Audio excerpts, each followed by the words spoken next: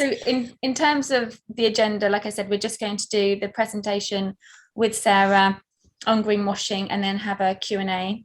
I know Sarah's got a busy schedule this morning, so she might dip out halfway through, and then I'll carry on and do a presentation on COP26 and why it's important for businesses, and then we should have some time just to have a bit of an open discussion, and then we'll do some updates and events. So that's it. So can I pass on to Sarah now for your presentation, Sarah? Brilliant. Thanks, Ali. Good morning, everybody. It's nice, actually. It's a nice small group. So, please feel free. I know they said use the chat bar. That's great. But if you do have something as I'm talking that you really want to sort of shout out, please feel free to do it. I'm pretty relaxed about all of that. So I'm going to share my screen now. Hopefully you can all see that. Give me a thumbs up. Great, thank you. So, as Ellie said, my name is Sarah Duncan, and I, through advice and training, I help businesses navigate their way through the complex world of sustainability, something that I think all of you on this call probably know quite a lot about. Just to sort of give you a little bit of background about how I got to doing this. My background is actually hospitality and marketing, and I set up my own consultancy over 15 years ago now, and that was offering business advice and marketing consultancy to hospitality. But over the years, it sort of migrated, and I've helped lots of different businesses. The reason why this is possibly relevant is that I suppose I had my own personal epiphany a few years ago when I found myself becoming increasingly uncomfortable with some of my clients looking to me as the marketing or communications expert, looking to me to make them, in my opinion, look better than they really were. And particularly when it came to the growing area of environmental sensitivity and sustainability. And I started to challenge people, which didn't go down very well with many. And frankly, I lost some business as a result of it. However, it set me on a path to find out more and educate myself around sustainability, because I didn't want to be complicit to what I saw as the start of my understanding of greenwashing. So I read lots of books. I studied with Cambridge Institute of Sustainability Leadership. And as a result, I cherry-picked some of the bits and pieces I'd picked up along the way, frameworks and what I thought were great bits from lots of books. And I put them all together in the Ethical Business book, which, as it says there, is a practical, non-preachy guide to sustainability. It's you can read it in an hour, and it just gives you a real sort of flavour of the whole topic. But today we are talking about specifically greenwashing, and my whole thing here is that, is it always horribly, deliberately misleading? Excuse me. Or actually, is it sometimes simply over-enthusiastic marketing or actually a bit misguided? And that's kind of what I'm going to talk to you about this morning, to get a few thoughts on it. So, bit of background. Apparently, the term greenwashing was first coined by a chap called Jay Westerveld, and he allegedly visited a beach resort in Samoa and was somewhat dismayed by a large sign promoting a reusable towel scheme that kind of said, this new scheme is helping to save the planet. And meanwhile, right next door, the hotel was developing in a way that was less than sustainable, and clearly not designed to help save the planet. And apparently it was him that first used the term. He referred to it as greenwashing. And when we look at the term greenwashing, if you look at the Cambridge Dictionary, it says to make people believe that your company is doing more to protect the environment than it really is. Most people think he probably, or it came about as a play on words from whitewashing, which is the attempt to stop people finding out the true facts about a situation. But there is some that think it's also a play on brainwashing, slightly more sinister, but to make someone believe something by repeatedly telling them that it's true and preventing any other information from reaching them. And I think what this starts to do is start to see that we have levels of greenwashing. And I quite like that, the idea that some of it is as bad, if you like, as brainwashing. So what I'm going to do, and I've done this a few times with groups, and I hope you will indulge me a little here. I'm going to read out a few examples of some greenwashing that has been in the press in the last few years, and I'm just going to read them out. I'm going to ask you to think about them, and then afterwards I'm going to ask you to vote on the ones that, or the one that you think is the most heinous, if you like, or the worst one. So I'm going to start with good old Ryanair. Ryanair came under fire in 2019 from the Advertising Standards Authority for using outdated information to claim it was the UK's lowest emission airline. The statistics it used, however, failed to include many rival airlines and were based on data from 2011. The ASA ruled there was not enough evidence to support the claim and banned the advert for being misleading. Then going to go on to BMW. BMW had a Facebook ad banned in 2017 for its i3 electric car. The company claimed the car was zero emissions, but this was disputed on the grounds that it came with the option of a small petrol engine to maintain its charge. It also seemed to be claiming that by buying the car, customers would be giving back to the environment. The ASA ruled that this was misleading, and the advert in its original form was pulled. Slightly different one, our little furry friend at the top there, Ankle Pet Products. This company marketed its biodegradable dog waste bags in 2018, and they claimed that they lessened dogs' impact on the environment. However, further research showed that when buried in traditional landfill, which inevitably most dog poo is because you put it in bins in parks, actually it was no more beneficial than standard dog bags. So the ASA again ruled that this was misleading and they banned it. Now let's move on to the big boys. BP. In December 2019, environmental legal charity Client Earth launched a complaint against BP over its Keep Advancing and Possibilities Everywhere campaign, where BP acknowledged the need to drastically reduce greenhouse gas emissions and focus on their commitment to a low carbon and to renewable energy.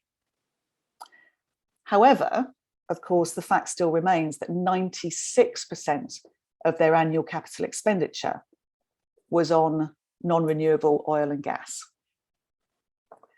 Shell did a similar thing.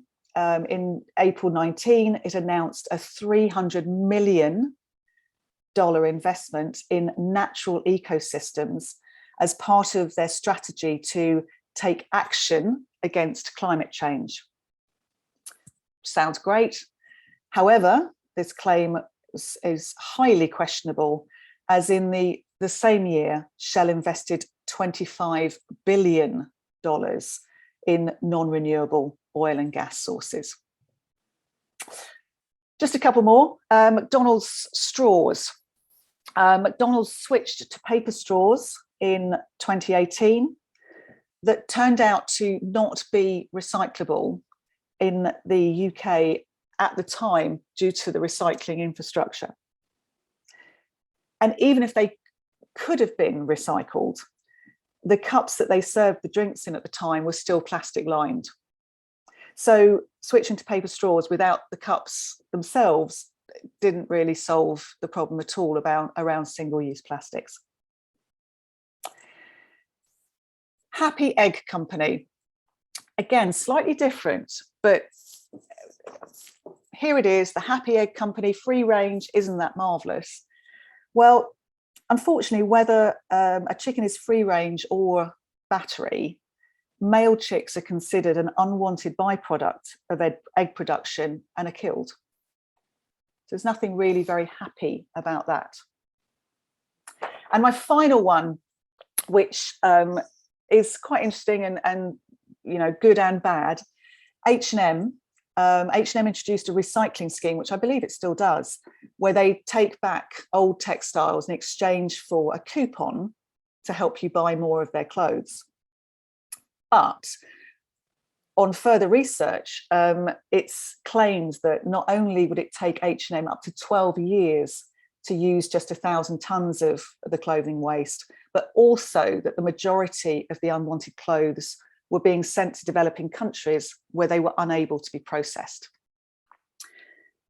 So there you go. There's a handful of examples. So what I would love you to do now, and if the technology works, you might get a little poll popping up on your screen. If that works, I'd love you to just tell me which of those you think is the worst example of greenwashing.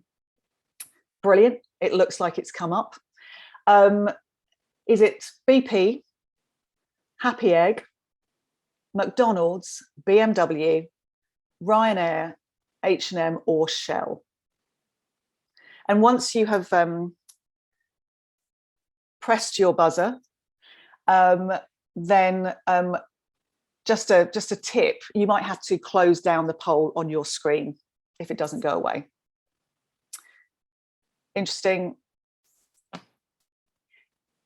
Okay, this is good. So early leaders, Shell and BP, Ryanair coming in, BMW as well. Excellent, thank you for that. Funnily enough, when I do that in other sessions, Ryanair have been the ones that people found most dismaying. But thank you, that was interesting. So the whole point here is that greenwashing is rife. These are some stats. They're in the Ethical Business book, actually. I originally got them from a book called Sustainable Business by Jonathan Scott. So they're actually a few years old, but they say 26% of companies have no proof to back up their claims. 11% of labelling is vague, 4% of green claims are irrelevant, and some of them are out and out lies. Now, I would hazard a guess, I don't know, but these figures are a few years old. I would say it's much worse now, because now the sustainable agenda is now on every single business's mind. Most people are now scrambling around for green claims and sustainability claims. So I suspect it's an even worse picture now. So we can greenwash in different ways. Often it is with words, it's with marketing claims that are either lies or unproven. But there are other ways. We often see visuals being used. So we see lots of lovely pictures of mountains and trees and beaches to give the impression of something beautiful and environmental, when actually the wording and the messaging is far from it. We see it often with this sort of vague, unprovable language, and I'll come on to that a little bit more in a moment when we look at some of the terms that are being bandied about a lot at the moment. We definitely see exaggeration, and and the other one which is leaving things out. So it's look at this shiny here, while we cover up the nefarious stuff that's going on in the background. So again, I'd love you to get on the buzzers here, and it would be good for me to understand from you who you think is mostly to blame for greenwashing. Do you think it's the marketing folk? I believe we already answered that second question. Oh, Sorry. you've done that one as well. Yes. What was the answer? It actually did show straight away. So I think it was marketing. Okay. Let me just bring up the results here. Oh, you see, I'm telling you, the technology doesn't like me. Let me see if I can share that results again. That's okay. Don't worry. Can you see? I'm sharing. Yeah. I've got the first question. So we have a second question: marketing 2 people, C-suite 2 people, everyone 2 people, don't know 1 person. So definitely, okay. Yeah. Split. Brilliant. Thank you. Thanks for that, Patricia. No problem. Okay, so so this is what I'm going to just kind of challenge for a little while, and I'm conscious of time. But for me, there are 2 different angles here, and I alluded to it early on. I think there is the symbolic corporate environmentalism, as I call it, the selective transparency. And I think we see a lot of this, particularly in big companies. As I said before, it's the making a big deal out of one thing whilst simultaneously trying to avert the eye away from some of the bad stuff. And clearly the BPs and the Shells in our early examples are examples of that. But I think we are seeing a lot more of this selective transparency. And it's something that I would always tell companies to be very, very wary of in their own marketing, in their own communications. And I'll come on to that a bit more in a moment. My second part, and this is as an ex-marketing person who was made to feel quite uncomfortable by companies wanting me to make them look better than they were. This is the area that I ask businesses to be a bit more thoughtful about, because I do think there is this overly enthusiastic miscommunication in some instances, particularly in smaller businesses. And this marketing person who is stuck right in the middle of, on one hand, the company saying, get people to buy more of my products, improve my brand image, increase customer engagement, all that stuff. Whilst on the other hand, they know that all the research is showing them that their customers want to be seen to be greener. They want the products that reflect their values. They want brands with purpose and all that sort of stuff. So it sort of makes sense that this person, this marketing person in the middle, could naively just start grasping for the first sustainable related, green related claims that they can in order to appease both of those scenarios. And marketing is, after all, it ultimately is about selling, but I think we've sort of come quite a far way away from that in many instances. And I love this cartoon from the Marketoonist, where it essentially says, you know, what does my marketing job entail? Being purpose-driven, creating cultural conversations, making the world a better place. And it's like, you know, well, what about getting people to buy stuff?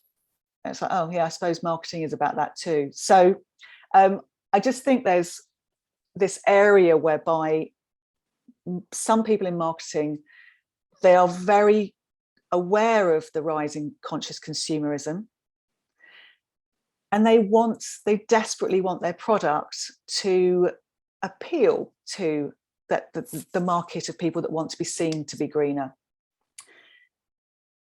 And this is what's led us to this, in my mind, kind of ridiculous shopping aisle that we now see, with words just being bandied around with absolutely no science base to them whatsoever. I mean, you know, some do, but there are also terms that are just being sort of being used in such a sort of shallow way. And this is the area that I think, on one hand, as consumers, we should just stop and challenge, but also as business people, we should help our marketing teams to do better than this. And, you know, as we come through COP26, and Ellie and I were just talking about this earlier, we're going to see more legislation coming in that will stop people over exaggerating and using language. We're bound to see this changing legislative way. So we might as well get on top of it from a cultural way within business. Again, it's just a sort of little reminder, why are people clutching at these terms, these ethical, sustainable claims? Well, if you look back at marketing, it used to be quite simple. You had to have a product that was of good quality, reasonably priced, and easy for someone to buy. Those were the main criteria of marketing. Now, if you don't have that sustainable or ethical claim as well, you lose out on the competitive advantage. So obviously people are trying to do it in order to capitalize on and get that competitive advantage. So to wrap this up, what do we do about it? My framework, this is in the ethical business book. It's a framework that I use with a lot of the training that I do, particularly with marketing folk and media people. And what I ask people to do is, if you've got a claim, a sustainability claim of any description, first of all, look at it from a legal point of view, which you probably already do. Legally, can we say this? What is the source? How has the evidence been validated? Is it independent and unbiased? And actually covering yourself, who actually signed off on the wording. A lot of stuff around sustainability, particularly the environmental stuff, should be quite scientific, and therefore it really should have a grown-up who's validated the information and signed it off. That's only one side of the story. Yes, legally, we can say this, that's fine. But then morally, should we say this? What are we potentially overstating? Is it only part of the story? What are we not mentioning? The most important question of all, what could our greenest consumer be wary of? What could they pick a hole in here? And are they right to be wary? And therefore, really, should we go back to the drawing board and relook at this? So legally, yes, we're fine, but also morally, are we saying the right thing here, or are we misleading people, but deliberately or possibly naively? And from that framework, just look at rechecking things, reclarifying, challenging, and changing what is necessary.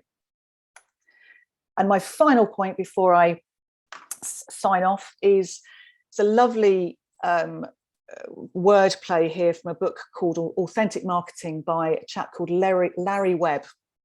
Larry Webber from Webber Shandwick. You might have heard of the PR company. And it was a good book called Authentic Marketing. I summarize it in the ethical business book. In businesses, we're talking a lot at the moment about storytelling. He says, excuse me, forget about storytelling. Don't tell people what you're going to do. Tell people what you are actually doing, and then back it up with data, with actual facts. And as we move more from sustainability being a bit airy-fairy and nice to no, you've got to have science-based targets, you've got to have proper accredited disclosures, etc. Don't just tell people what you aspire to do. Tell them what you're actually doing and back it up with data. That's me. if anyone would like a copy of the book, it's on its second edition now. So I have said to the ladies here that if you email me, I would happily put a copy of the book in the post if it is of interest to you. But aside from that, I will say thank you and ask if anyone's got any questions. Lovely. Thanks so much, Sarah. That was really interesting. Really interesting. Thank you. Does anyone have any questions for Sarah? Diane, do you want to go first? Yeah, it's half a question, really. When we look at companies who have been pulled up because they have said something and then buried something else, my concern always is that every little bit is a good step in the right direction, and I wish that when companies did that they were just honest about the little bit that they did rather than try and bury, because getting rid of plastic straws and having paper ones is so much better than not, even though that's only a tiny, and I just see it so much that we're, now that we're into this sort of getting at people, I sort of really worry that then they'll go, do you know what, if I can't do the whole thing, I'm not going to bother. Diane, I completely agree with you. That is such a good, excuse me, that's such a good sort of question, comment. I completely agree with you. There is a Michael Mann, a scientist, he's got a book, what's it called? The New Climate War. It's a great book. He says the person who is without carbon sin should throw the first lump of coal. Yeah. And we should be, and thank you for bringing that up, because one of the other things that I'm really passionate about in this area is how we should be helping each other and not pointing a finger at people. And I think it's that transparency actually is the key word, rather than selective transparency. Yes. I think nobody is perfect in business. And even when you look at things like B Corp, I had a really interesting conversation recently, because I do a lot of stuff sort of in and around businesses that are trying to get B Corp accreditation. And there's this feeling that once you've got it, you are a perfect business. But of course, there's no such thing as a perfect business. But if you sort of then use that stuff to say, well, now we're so great, people are going to try and pick holes in you. And I think it's a real shame. So thank you. Yes, we should be encouraging people to do whatever they can and acknowledging how difficult the journey is for many. And as a business, my advice would be share that journey with true honesty. Share the difficult bits, be open about the difficult bits, and just try not to hide them.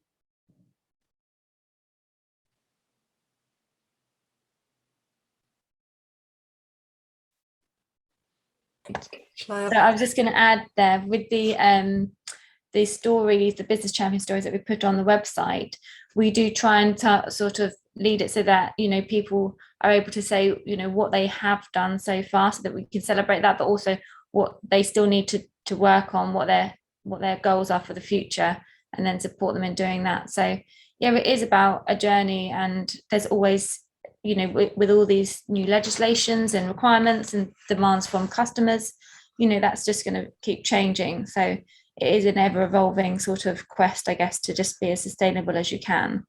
Yeah, and I think one of the things that this is the one area of business that does not need to be competitive, because what we're doing is we're trying to protect the long-term future of commerce and businesses and business sectors. So in every other area of your business, by all means, be competitive with your marketplace. But this is the one area where actually sharing best practice, sharing journeys, sharing how to do it is good for everybody.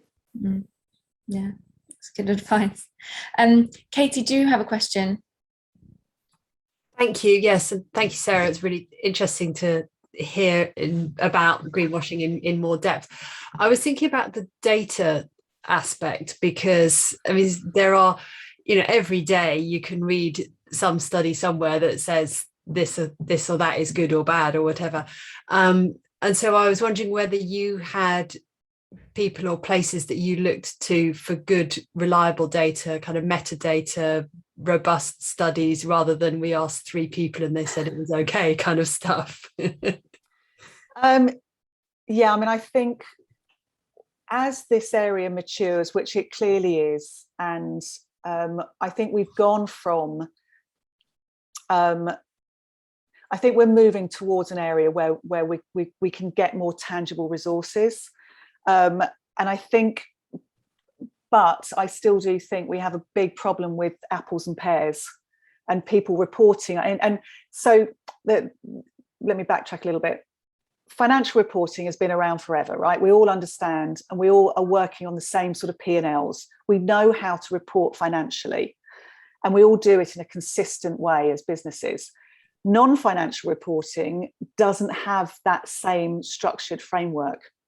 And so therefore we are reporting in different ways and there's no consistency.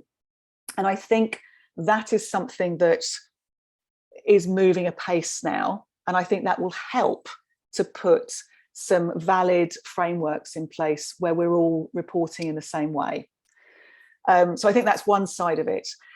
The other side of it is this is such a fast moving topic that actually we do have to just keep reading the latest studies, the latest reports.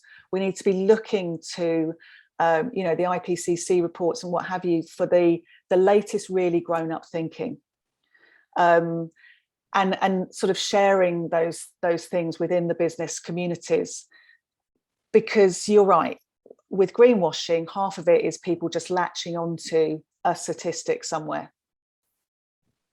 So I don't know if that helps at all, but I think we are heading towards a place where you will have to use credible data, whereas at the moment we're in a more loose place where you can get away with a lot more. But I think legislatively, I think that is going to change.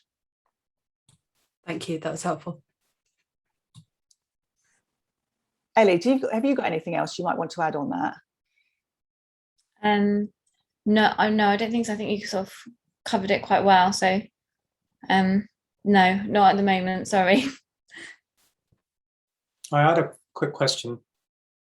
Sarah, that was a great talk, by the way. Great presentation. Looking forward to the book. So, you talked about the no need to be competitive, which I totally agree, that there's so many other businesses that are working within this space, whether it's consultancy, B Corps, marketeers, designers, trying to help businesses make that shift towards more sustainability kind of approaches to their business. And there's also pockets of different councils kind of doing exactly what we're doing over here, which is great, by the way, Sustainable Merton bringing businesses together to talk about it. I'm just wondering whether there needs to be a bit more joined up thinking on that kind of council level, just when we get past the COP conversations, and then government will start throwing legislation in and start saying, well, we're going to have to do X, Y, and Z, but then how can we learn from like good examples from other kind of local councils as well, and how can we join forces a little bit more? Do you reckon the platform needs to be extended in some kind of way? The conversation needs to be opened up a bit more?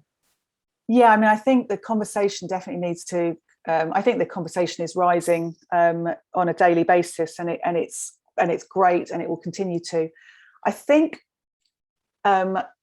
this is like nailing a jellyfish to a wall, because it's so multifaceted, and it's such a complex area, and yet it's also really simple. And so I think in terms of a sort of hierarchy, if you've got COP26 and countries having to commit to pathways towards a 1.5 degree maximum Celsius increase, that is a sort of a clear goal. And I think if then businesses come in and through the Science-Based Targets initiative, they are also aligning their targets to the 1.5 maximum degree. Then you look at councils and everybody has to have one bit of language, I think, in the middle that they're working towards. They can work towards it in very different ways. Excuse me. I think something that everybody gets hold of in the middle is really important. in my mind at the moment, the 1.5 degree pathway seems to be the most tangible, because net zero seems to mean a lot of different things to a lot of different people, whereas the 1.5 just feels as if there's a neater alignment. And so in answer to your question, I would just say that everybody at every level, from government to councils to investors to business to individuals at home, should all be aligned towards those common goals. We've also got a couple of other questions on the chat. One's from Pedro. He's asked, there's no magic recipe that suits every business, but is there a combination of frameworks that could complement each other and live side by side without overwhelming a business for all the work they demand for reporting and organisational change, e.g. Future Fit, GRI, B Corp? Yeah, there are lots of different frameworks at the moment. I am slightly biased towards B Corp because I've worked with and around that for a while, and it's a robust structure. But there are loads of others, and also B Corp is absolutely not attainable by a lot of businesses. Having said that, I do recommend any business does the free assessment tool, because you've got nothing to lose, and you will find out, and you will gain an awful lot of understanding about your business just by doing the free assessment tool on B Corp. Yeah.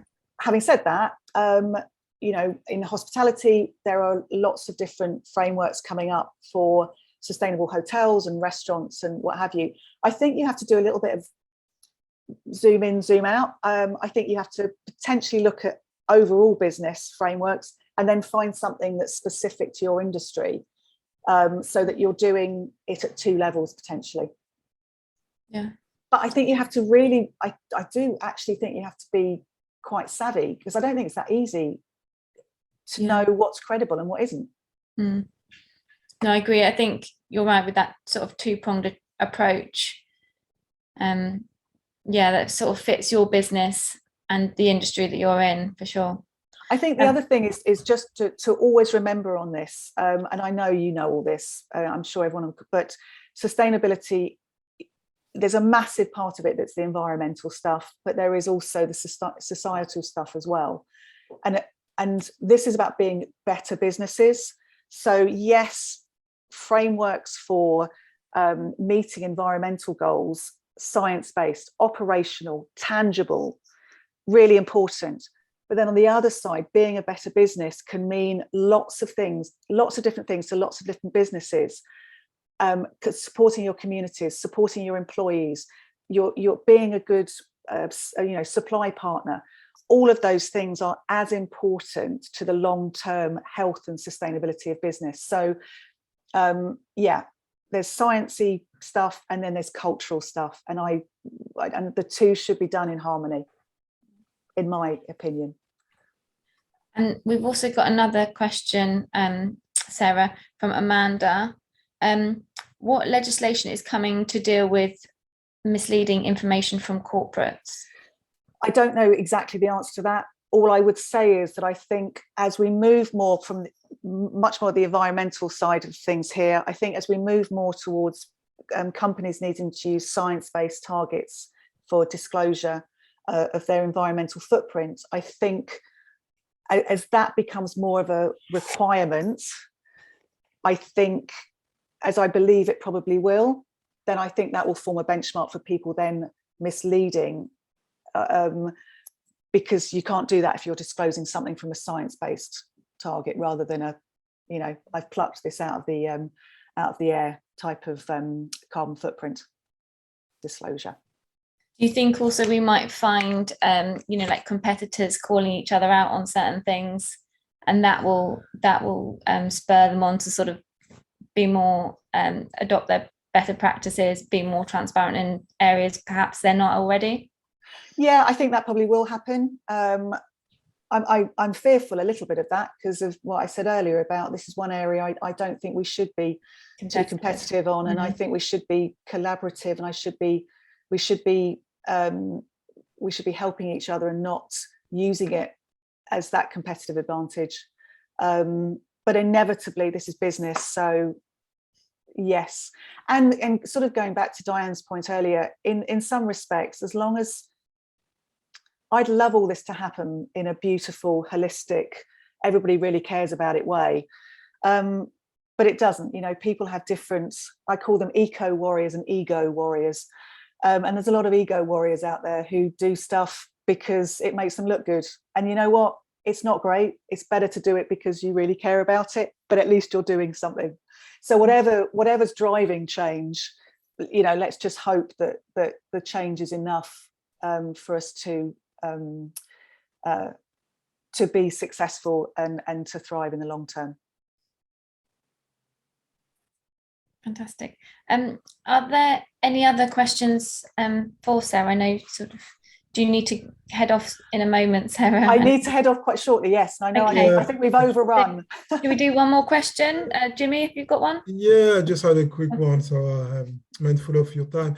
I was just wondering if we should distinguish between corporates, which are now being held accountable by investors via the ESG metric, and small business, where I think, you know, if you most of the financing is done through via bank or angel investors, and there is no as much scrutiny. So I can see what happened in the past, but now large corporates are being audited. You got the ESG framework, you got the CSR. So in my view, I'm just wondering if you distinguish between the large ones and the small businesses.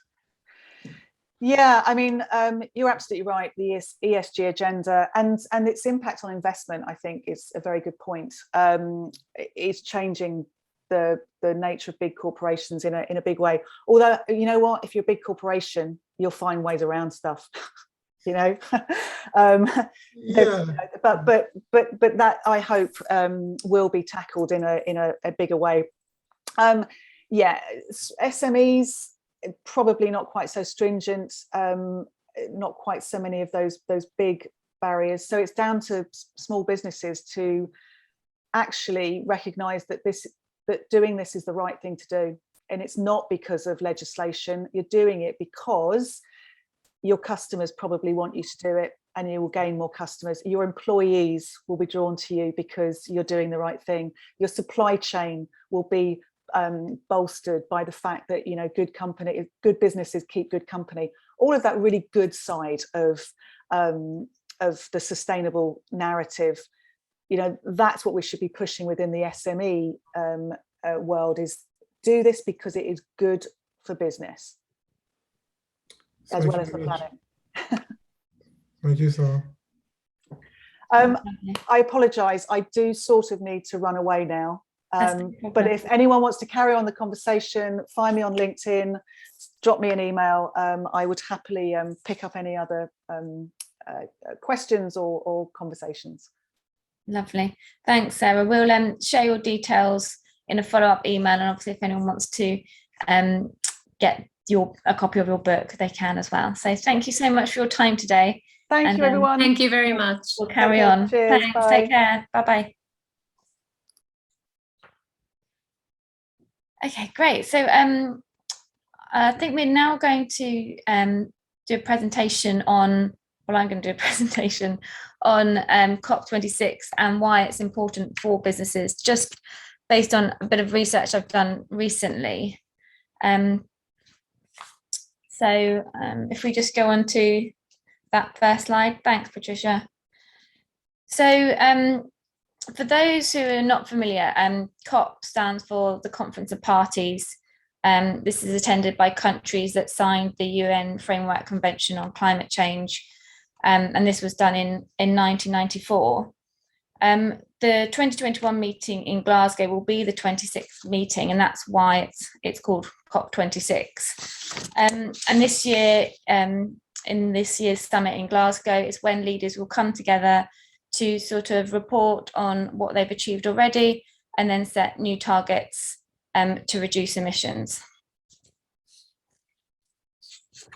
So if we just go on to the next slide. Lovely. So why should businesses care about COP26?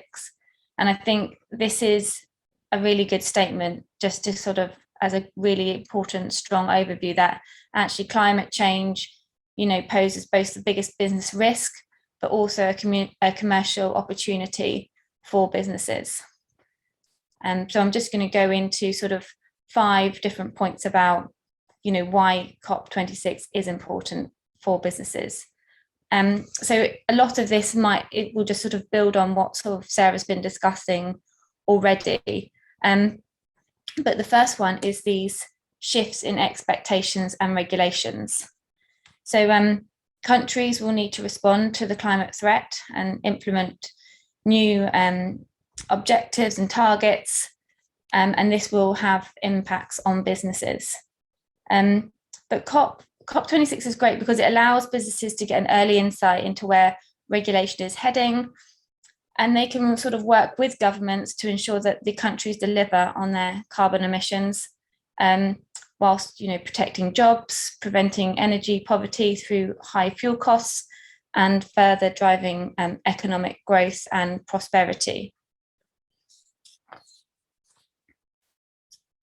So the next one is the green finance market, and I think investors are wanting to invest in green companies, and in the next few years we're likely to see an increase in flow of capital towards these greener businesses and countries, and really it will put pressure on these polluting businesses and put them at risk. So it's better to be as green as possible, really, because that is where investors are looking now. As Sarah mentioned, though, there is, sorry, Patricia, I'm still sorry. As Sarah mentioned, though, it is going to mean that there is people looking now at businesses, and people aren't going to be getting away with sort of greenwashing now. I think there is going to be a call for greater transparency and a really holistic approach to your sustainability. So if we go to the next slide. Lovely. So research shows that many consumers are willing to pay a premium for sustainable products, and some companies are already differentiating themselves by using carbon footprint sort of labels. So there's an example of one on the screen here from the Carbon Trust. And this is just one example of many. If you look on the Carbon Trust website, there are many examples of how businesses can show that they're being more sustainable.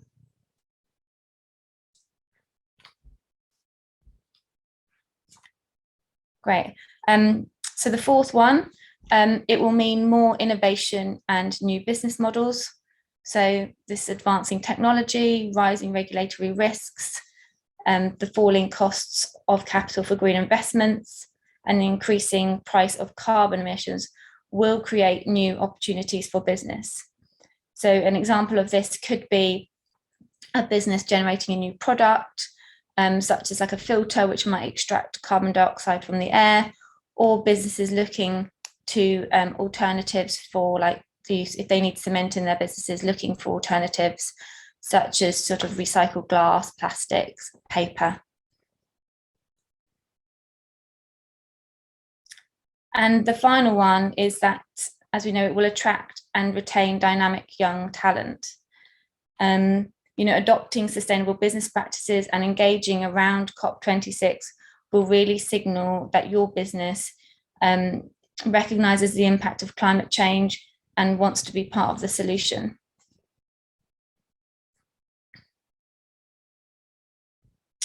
So come to what actions can I take now? So on a local level, we would encourage anyone here to become a business champion. So if you're interested, do let me know and I can send you a form. And what we can do is we can just start supporting you on your journey, inviting you to events like this, sharing resources, and sort of celebrating the actions that you're taking to be more sustainable. Like Sarah said, it's not, we all have to start somewhere, and it's about just doing what we can well, showing that, and also acknowledging where we can improve. And the other thing that on a more national level is joining the UK Business Climate Hub. the website's just on the screen there. And this is somewhere where you can commit to, you can make pledges to be more sustainable, and also get lots of there's a whole wealth of resources on there. So I definitely recommend having a look on there.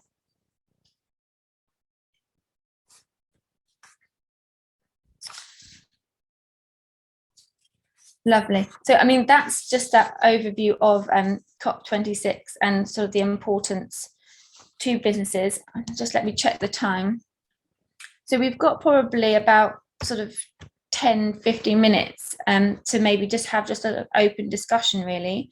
If anyone wants to kind of, I can't guarantee I've got answers, but if anyone wants to share with the group, what they've been up to, what their challenges are, just provide an update really on where you're at with your business, and kind of just share, really. So if anyone wants to go ahead. So go on, Dan. Say that every so often I sort of have a little pledge, either personally or business wise, we're going to do more of this and we're going to do something like that, and I feel really good about it and know that I'm doing, and then I find that actually you could be creating more problems.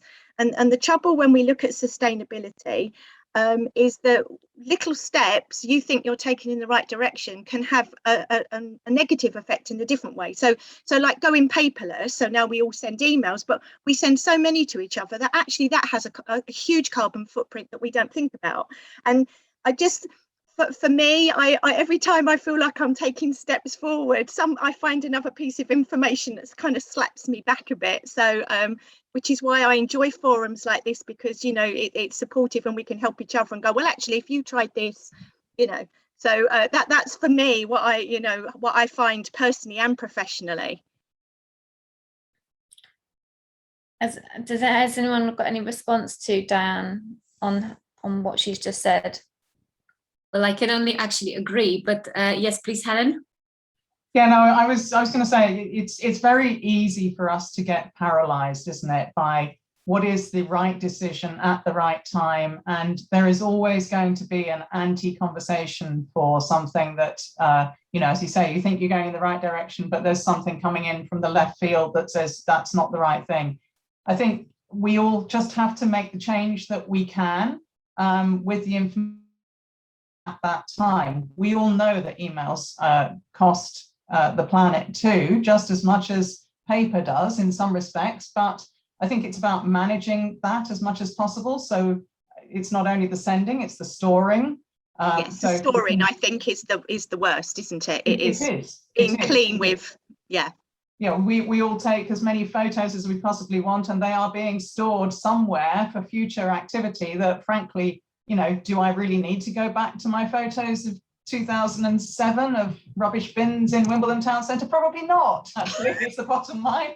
But photos of my kids, yes. So it's about maintenance and housekeeping and doing the right thing at the right time. I think the worst thing for us is being paralysed. And it is really important that we take as much action as we possibly can as individuals and as businesses, because it does all work together at the end of the day.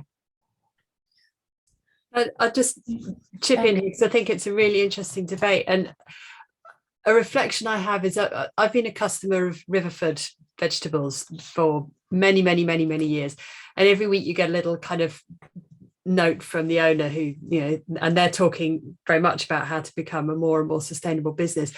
But to your point, Diane, I mean, he muses in this newsletter from time to time about whether or not to grow crops in the UK with a polytunnel that needs heating, but is that better than to import from somewhere else? And actually, what he does is he does these newsletters where he talks about, well, we looked at this and we looked at that, and this is what we're deciding to do at the moment. But, next month or next year, we might be proved wrong. And I actually think that's part of the point that Sarah was talking about, the story doing and data telling. And for me, at least, it's helped to build trust in the company that at least they are trying and recognizing that it's a moving piece. And I wonder whether there's something for all of us there about just simply saying, well, our best guess at this point is to do X or stop doing Y, and this is why.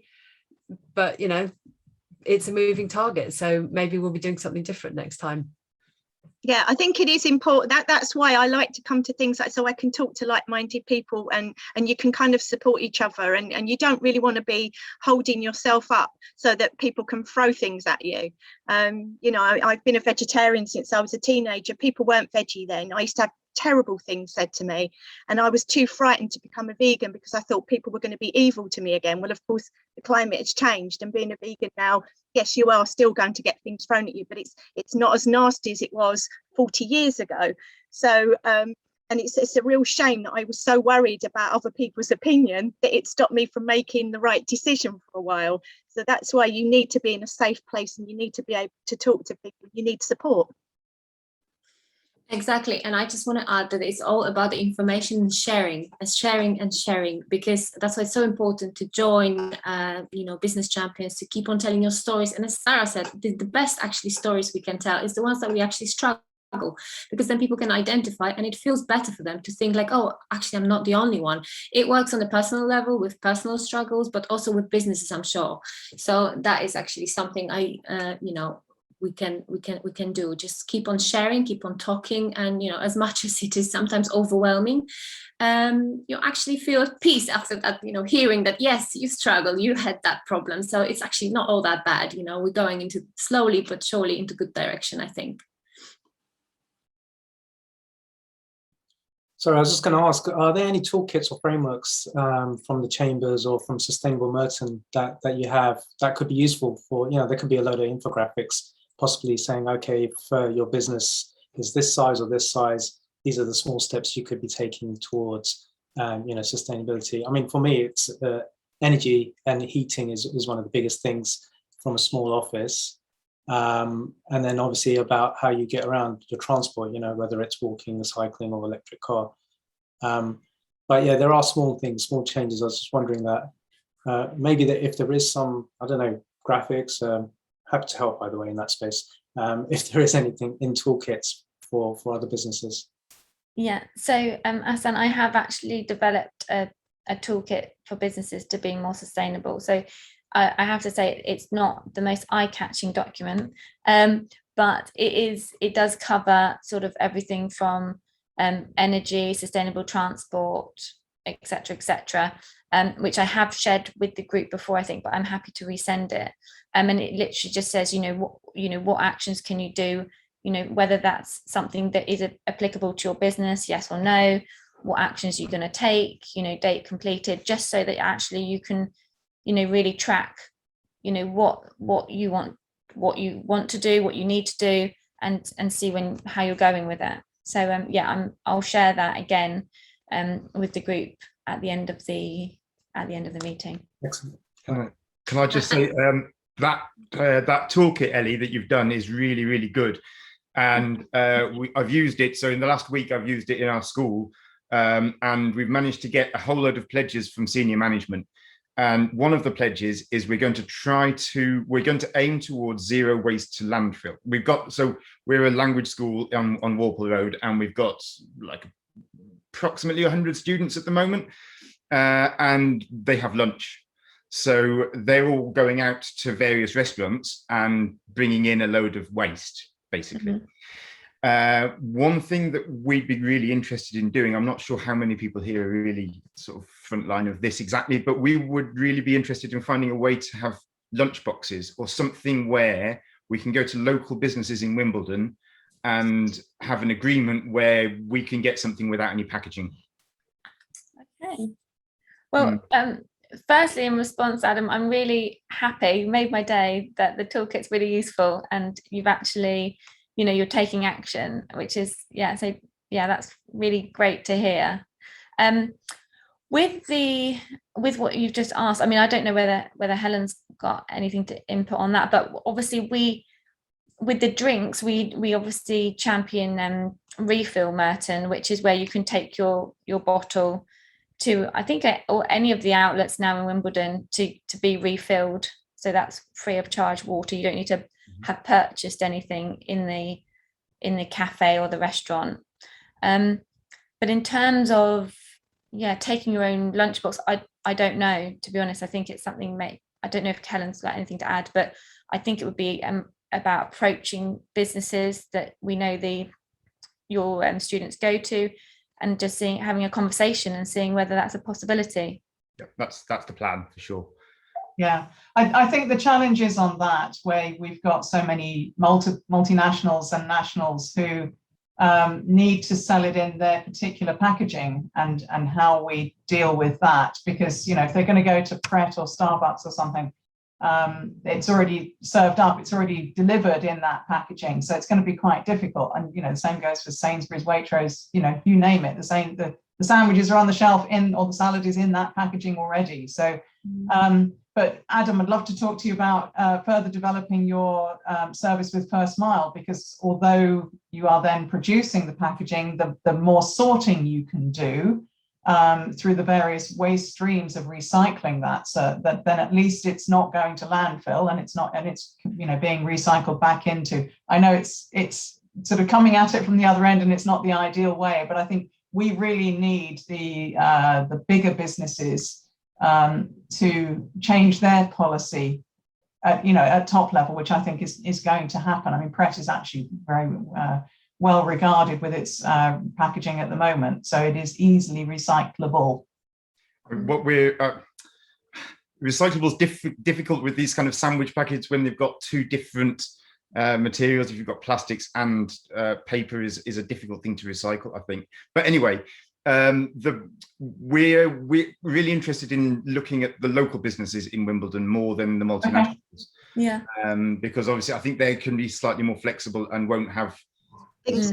I recently did in a small cafe, you know, where they've got the cakes sort of chopped up so they're not wrapped, and I produced something to put it in and said, is it okay for you to put it in this? And I was waiting for her to tell me that actually it wasn't hygienic, because in the past we've had all this, no, we can't because of hygiene, you know, like during COVID you couldn't take your little bamboo cup anywhere because no one would touch it, and now everybody's taking them back again.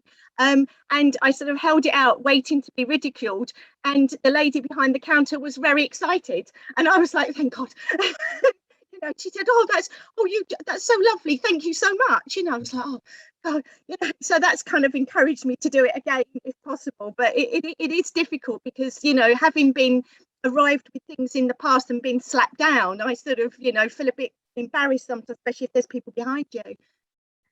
So it's what you're saying, Adam, it is the small places. So it might just be, you know, the smaller independents, which are the ones we should all be supporting anyway, she says, going to Sainsbury's, but you know, that perhaps that kind of agreement, you know, if you know, how do you feel if people bring their own container and you know, and then start a revolution? Because if you get a few businesses that would do that and people go, right, I'm going to go there, it's going to be good for them, I hope, and I hope it's not going to be a hygiene problem and cause more issues.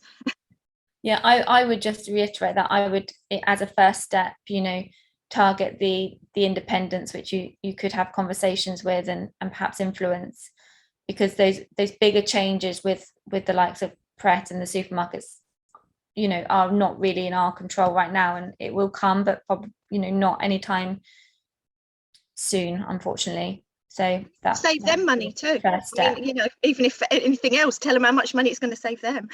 Well, it's great because it's supporting local, and perhaps, you know, they might be able to offer if you're sending some of the students their way, they might be able to offer them a discount as well. So, you know, there's definitely some sort of business to relationship to form there. So good luck.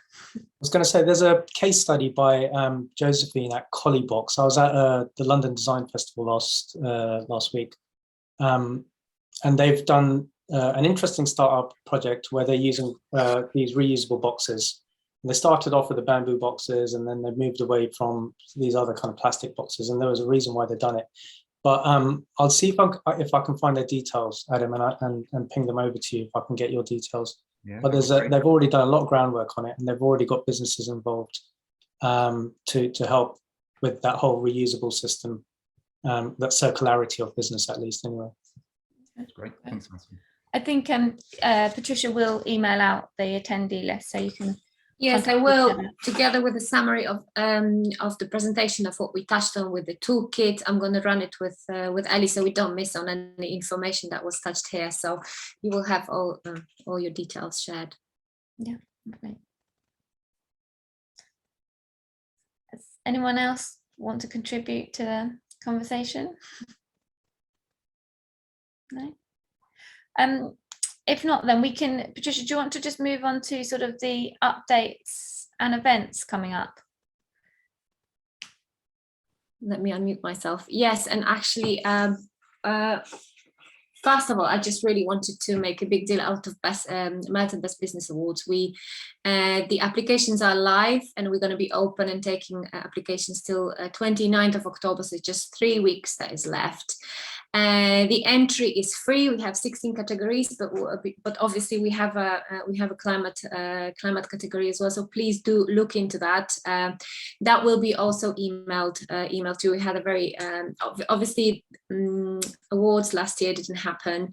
They were reinvented by Diana and the team. So categories are a little bit different. So I do encourage you to go on the mertonbestbusiness.co.uk website, click on categories and start reading about them, because they do differ a little bit. They were redesigned, so many more businesses will be able to fit in. It's completely free to enter, so please just go and put some time aside to actually investigate it, because we do encourage everyone. So that is actually, I think, the most important thing I wanted to say. Apart from that, slowly we're starting on the events. Last week we had a lunch at the Wimbledon 4 restaurant, which was quite a success, I believe. It was really lovely to see people. We were oversubscribed. We had 29 people attending, despite of thinking 24 would be safe, but people seem to be quite happy to be back networking in person. The week before that, on the 16th, we had Merton Best Business Awards launch, which was in the Book Fest on the Wimbledon Common, in the Book Fest stand, which was also, I believe, a huge success with 75 people attending. But the gorgeous weather obviously helped enormously, so that was lovely. We will be having some more events, so please do check to our website on let me just swap the slide at the moment, so maybe here. So our next actually climate action together Sustainable Merton is on 13th of January. I will set it up to be online on Zoom still, so you can register. Possibly it will be in person, which would be lovely, but just to be on the safe side, let's keep it at the moment like this. We don't know what winter is going to come, what winter is going to bring. Apologies for this, and pretty much that's it. So as we said multiple times, there will be an email, I hope, sent today with the comprehensive follow-up with all the links, with all the links to Sarah's website. We will share the guest list with your email addresses and business names, and everything that we touched on. I will also include something that I forgot to mention, that Business Chamber is actually running 2 business support schemes. One is Get Back on Track, and the other one is Peer Networks. One cohort group already started, but we're thinking about taking on another one. So that's another thing. I will put that in an email as well, with links to our website, so you can read a little bit more about it. And if you have any questions, just obviously do email us. So I think that's really what I wanted to cover. Well, we have still 15 minutes left, because we did extend the time of the meeting, and that was a good call. We would run out of time before. So I think I'm going to pass it on to Ellie at the moment. So that's it from me. Thank you very much for coming. Well, thanks, Patricia. The only other thing I wanted to add, really, there's not really any sort of massive updates, but at Sustainable Merton, we have a community garden and orchard in Mitcham. And we'd love to do some sort of corporate days with local businesses. So if you are interested, that's something I can sort of arrange with you. If you want to drop me an email, my email's just here. You can do like a morning. There's always lots to do. So yeah, it's just a good way to sort of give back to the community, get out in the fresh air. And it doesn't even matter if you're sort of like sort of a owner-run business, so there's only you, you know, we can maybe team you up with someone else, so make it more of an event. You won't be on your own. So yeah, if you are interested in coming to the orchard and doing some gardening, yeah, just drop me a line. So, and that was it, I think, apart from just to say, you know, thank you all for coming, your input, and yeah, we'll follow up with, like we said, with everything that we've touched on today.